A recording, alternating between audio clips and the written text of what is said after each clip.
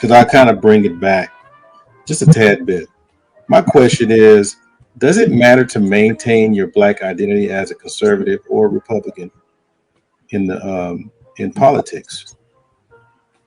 Isn't it important?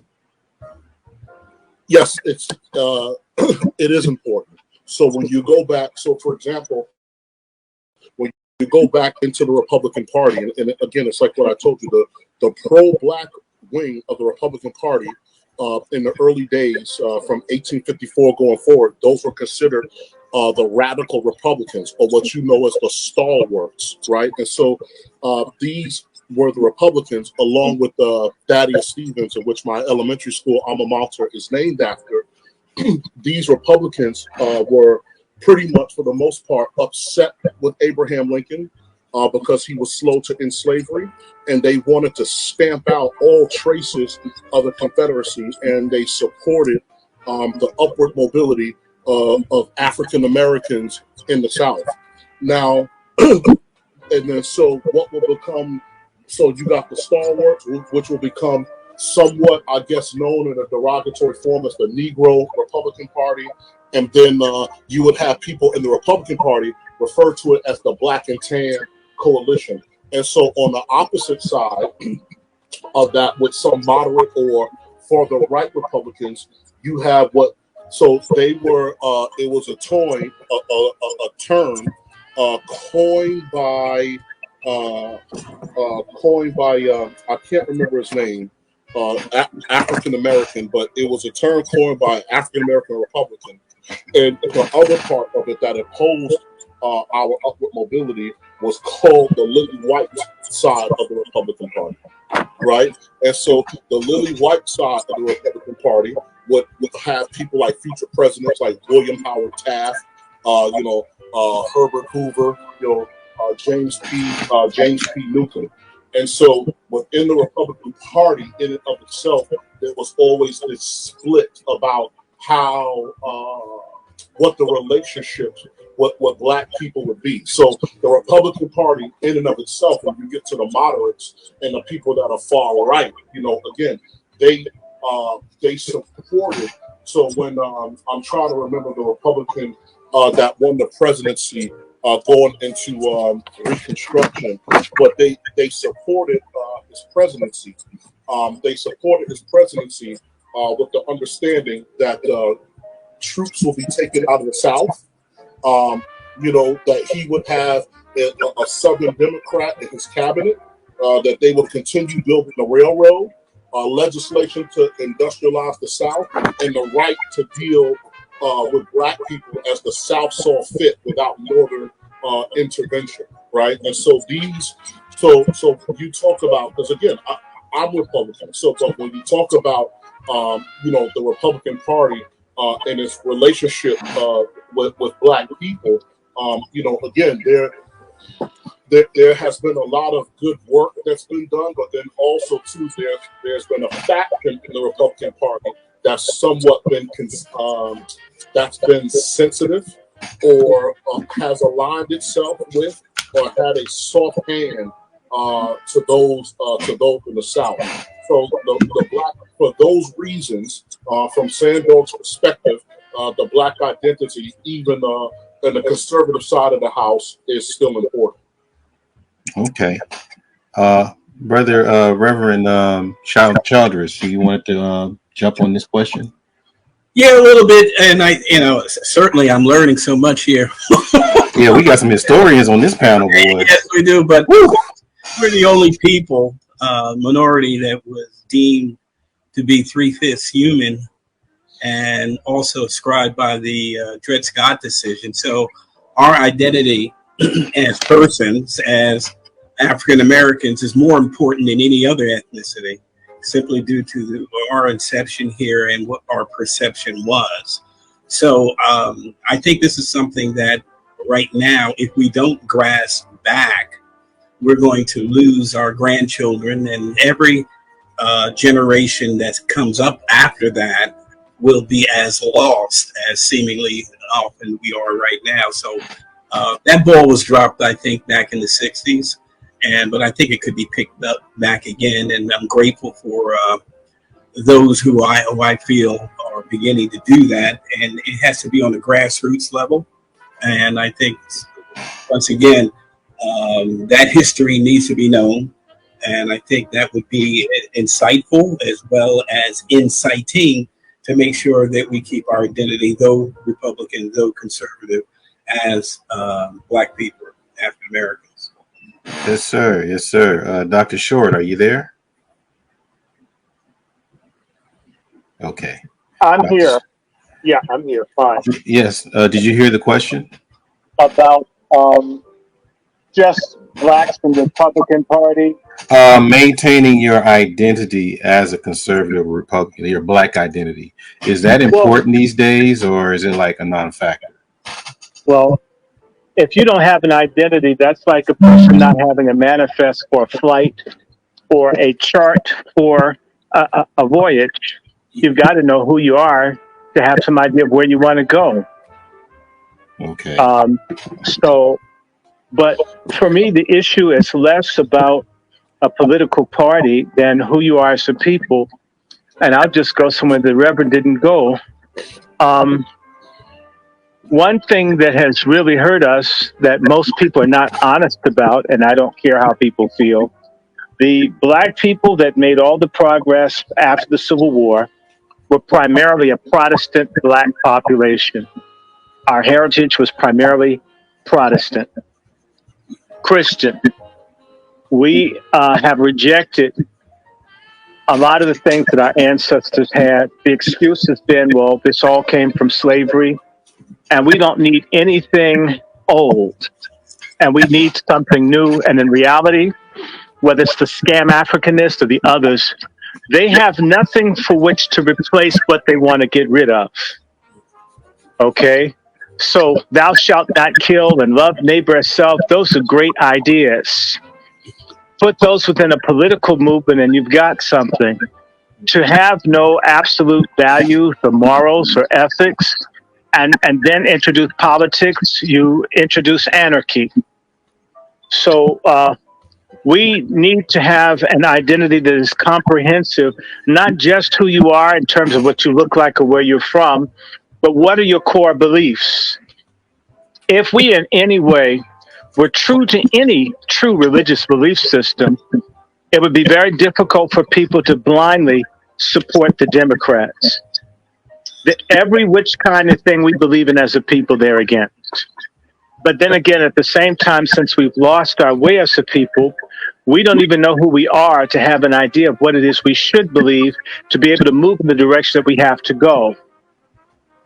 You know, so we do need to, and it shouldn't be wrapped up in one part or the other. I genuinely believe that Black folks should be Democrats, Republicans. Agreed. They should be every which kind of thing they can, provided our interests are addressed. Agreed. My comment to Black people all the time is, we always say we should be like the Jews. Well, the Jews are in all the parties. Yeah. And whatever party they're in, they speak out as Jews. Unabashedly so. And I don't criticize that. I don't think it's wrong for Jewish people to advocate for Jewish causes. But I do have a problem with Black folks. It doesn't even have to be political party. If they become a Jehovah's Witness, they can't be Black anymore. If they become a Roman Catholic, they can't be Black anymore.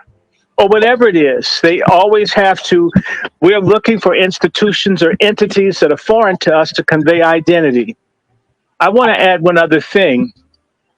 I try not to use the term African American as much, not out of shame of having African origins or African relations or none of that, but every day I get up and I look at my mother, and my mother is an Indian or an Aborigine American, just the facts. When I was at the archives on Friday and I was looking up my family down in Georgia, they were living in an area named, It's Masuki, Georgia, which is named for a sectum or a group, a subset of the Seminole people, the Masuki Seminoles. I'm not trying to deny African origins because I'm very familiar with my African roots, but I'm also learning about my Aboriginal or Aborigine, my indigenous roots to this country. Okay, so my great grandmother's an Indian medicine woman, it's a fact. And all Indians weren't light skinned with long, straight hair. So this is another part of identity that we need to deal with quick, fast, in a hurry, because there are now people who are not in any way connected to the Aborigine population of this country that are claiming to be tribes and they're getting money and benefits. Are you understanding me? And so we need to know who we are comprehensively and use every identity. If I can get any compensation for being a descendant of the Piscataqua or Seminole or Cherokee people, then I want it. I have a right to it, whether anybody likes it or not. And as far as the Republican Party goes, it's like anything. They've been sometimey. The Republicans got to a certain point where they began to take black people for granted. And so black folks went to the Democrats to get welfare under Roosevelt. And so what they would give us is a little bit of practically nothing, where the Republicans offered nothing at all at a certain point. Let's be honest about this. The Republicans, when they were in power, wouldn't do anything to stop lynching. The Republicans didn't do anything to counter Jim Crow. The Republicans didn't do anything to stop racial programs where black folks are massacred. They basically, as Lily White, as your historian explained, basically kicked black people to the curb. So in reality, what we should be looking at is what can we do for ourselves, and I don't care, I'll say this as a Christian believer, with God and good people, what can we accomplish to better our situation for ourselves and our posterity? Yes, sir. I appreciate that. Brother T. West, do you want to take on the question about maintaining black identity as a conservative or Republican? Okay, so what is the difference between a conservative and a black conservative? Oh, no. I think you guys made that distinction if we want to revisit the question, but the question on the table right now is it important to maintain your black identity as a Republican or conservative? Well, I can only speak for those blacks who are Republicans. I'm not a Republican. I'm a registered independent. Let me just say this, and I'll be brief with it.